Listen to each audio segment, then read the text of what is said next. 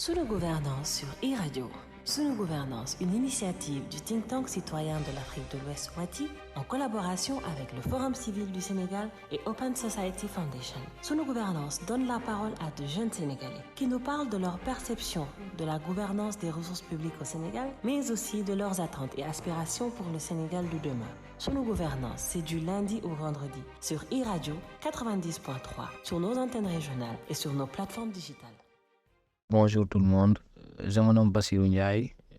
Je suis étudiant en master 2 en sciences politiques, particulièrement en analyse des politiques publiques à l'université Gaston Berger de Saint-Louis. Je vais d'abord commencer par parler du concept de gouvernance, qui est un concept assez polysémique où on peut y mettre plusieurs choses.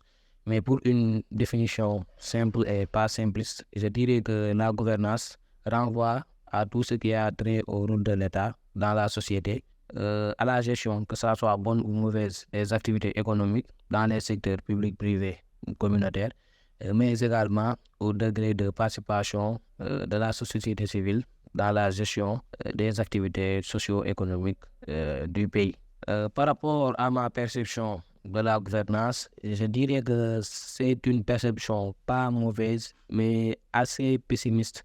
Parce que quand on parle de gouvernance au Sénégal, on doit s'attendre à ce que les autorités gouvernementales et les autorités municipales parviennent à résoudre les problèmes publics, à satisfaire les besoins des populations. Mais jusqu'à présent, certes, il y a du bon, il y a du mauvais quand on fait le bilan, mais on n'est pas parvenu à vraiment attaquer les véritables problèmes pour la satisfaction des besoins primaires des populations.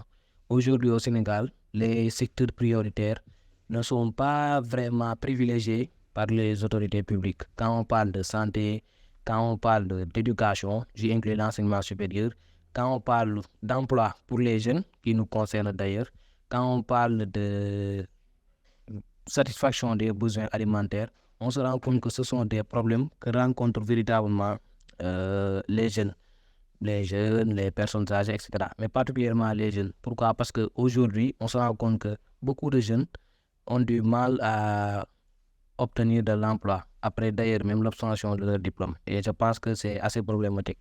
À propos de la deuxième question, moi je pense que c'est un problème de culture politique et de culture démocratique. Parce que si aujourd'hui les jeunes ne s'intéressent pas à la gestion des ressources publiques, c'est parce que malheureusement nous n'avons pas été préparés à ça.